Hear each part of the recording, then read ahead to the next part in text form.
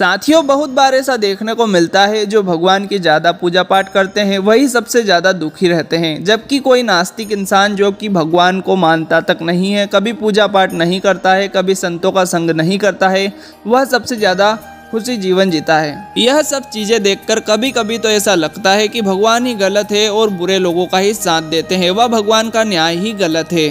दोस्तों, यह कोई कहानी नहीं है, बल्कि ऐसा हर किसी के साथ होता है। आज के इस वीडियो में हम आप लोगों को इसके पीछे के कारण के बारे में बताएंगे। भगवान श्री कृष्ण ने स्वयं इसका उत्तर दिया है। आखिर ज़्यादा पूजा पाठ करने वाले लोग हमेशा दुखी क्यों रहते हैं, इसका उत्तर भगवान श्री कृष्ण ने श्रीमद् भागवत गीता के माध्यम से बड़ी ही स्पष्टता के साथ दिया है। तो चलिए फिर शुरू करते हैं। नमस्कार दोस्तों, एक बार फिर से आप सभी का स्वागत है आपके अपने YouTube चैनल YT स्टोरी वाला पर। दोस्तों, अगर आप भी भगवान श्री कृष्ण को मानते हैं तो कमेंट बॉक्स में एक बार जय श्री कृष्णा जरूर लिखे। तो चलिए शुरू करते हैं। दोस्तों, बात है द्वापर युग की, जब भगवान श्री कृष्ण और अर्जुन के बीच संवाद चल रहा था। तब अर्जुन ने भगवान श्री कृष्ण से पूछा कि हे माधव, जो लोग ज़्यादा पूजा पाठ करते हैं वे लोग अक्सर दुखी और चिंता में डूबे हुए रहते हैं। इसके पीछे का क्या कारण है, जबकि जो लोग भगवान का नाम भी नहीं लेते हैं, भगवान का स्मरण कभी भी नहीं करते और हमेशा गलत कार्यों में लिप्त रहते हैं, उन लोगों को मैं सुखी देखता हूँ। इसके पीछे का रहस्य मुझे समझाने का प्रयास करें। तब भगवान श्री कृष्ण ने एक छोटी सी कहानी के माध्यम से अर्जुन को इसका उत्तर दिया। तो आइए जानते हैं उस छोटी सी कहानी के बारे में। दोस्तों, एक गुरु के दो शिष्य थे। दोनों ही पढ़े लिखे विद्वान थे। दोनों में फर्क बस इतना सा था कि एक भगवान को मानने वाला था और दूसरा भगवान को ना मानने वाला नास्तिक था। एक ऐसा था जहाँ पर भगवान की कथा होती थी और सत्संग होता था।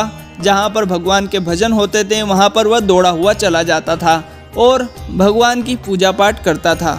दूसरा शिष्य इन सारी चीजों से काफी दूर था। वह शराब भी पीता था, साथ ही वेश्याओं के साथ गमन करता था और यह सारी बुरी आदतें दूसरे शिष्य में थी। एक दिन क्या हुआ, दूसरा शिष्य जब शराब पीकर अनाप शनाप बोलते हुए रास्ते में पैदल चलता हुआ अपने घर की ओर जा रहा था, तभी अचानक उसको रास्ते में पैसे से भरा एक बैग मिल जाता है। फिर उसकी खुशी का कोई भी ठिकाना नहीं रहता है। वह जोर जोर से चिल्लाते हुए सबको बताता है कि मुझे आज पैसों से भरा बैग मिला है और मेरा जीवन सफल हो गया है।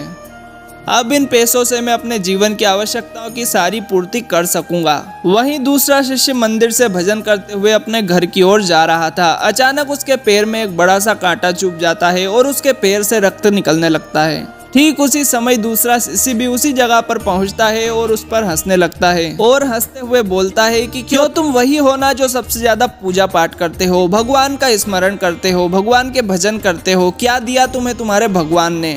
मुझे देखो, मैं कभी भी मंदिर नहीं जाता और ना ही कभी मैंने भगवान की पूजा पाठ की, वह कोई अच्छा काम किया। और तो और मेरे घर में भगवान का मंदिर भी नहीं है और ना ही मैंने कभी भगवान के सामने माथा टेका। फिर भी मैं कितना संपन्न हूँ, अमीर हूँ, मेरे पास पैसों की कोई कमी नहीं है। सबसे ज्यादा सुखी जीवन तो मैं ही जी रहा हूँ। फिर दोस्तों, अच्छे शिष्य को उसकी बातें चुभने लगी। उसने मन ही मन विचार किया कि हाँ, यह तो सच बोल रहा है। मैं कितनी पूजा पाठ करता हूँ और वह कुछ भी नहीं करता, फिर भी कितना सुखी जीवन जी रहा है। इतना सोचने के बाद वह अपने गुरु के पास चला जाता है और यही प्रश्न वो अपने गुरु से पूछता है। गुरुजी मुस्कुराते हुए बोले कि भगवान जो करते हैं अच्छे के लिए ही करते हैं। जिसकी जैसी योग्यता होती है उसको उसी के अनुसार फल देते हैं। और अब तुम्हारे प्रश्नों का उत्तर तुम जानते हो कि भगवान ने तुम्हारे पैर में क्यों कांटे चुभाए और क्यों उसे पैसों से भरा बैग दिया। सुनो, तुमने पिछले जन्मों में बहुत ही पाप किया था, इसलिए तुम्हारी आज मौत होने वाली थी। तुम बच गए क्योंकि तुम मंदिर गए थे, तुमने भगवान की पूजा पाठ की। यह भी एक कारण है जिसकी वजह से तुम्हारी मौत टल गई और सिर्फ तुम्हारे पैर में एक ही कांटा चुभा। अब बात करते हैं तुम्हारे मित्र की। क्योंकि वह पूर्व जन्म में एक संत महापुरुष था, इसलिए उसकी आज किस्मत बदलने वाली थी। वह करोड़ों की संपत्ति का मालिक बनने वाला था, मगर इस जन्म में उसने कोई भी पुण्य काम नहीं किया, इसलिए पूर्व जन्म के फल के अनुसार उसे थोड़े ही पैसे मिले, जबकि वह अरबों की संपत्ति का मालिक बनने वाला था।